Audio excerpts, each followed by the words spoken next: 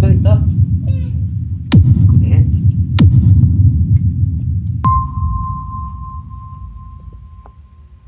Hi guys, almutsal na tayo guys. Ayan.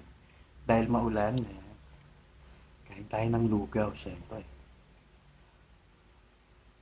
Ang sarap kumain ng lugaw habang maulan guys. Ayan. Luto ko yan guys. Panoorin nyo yung video kung paano ko naluto. Kaya kung yun na yun, tara na, let's go!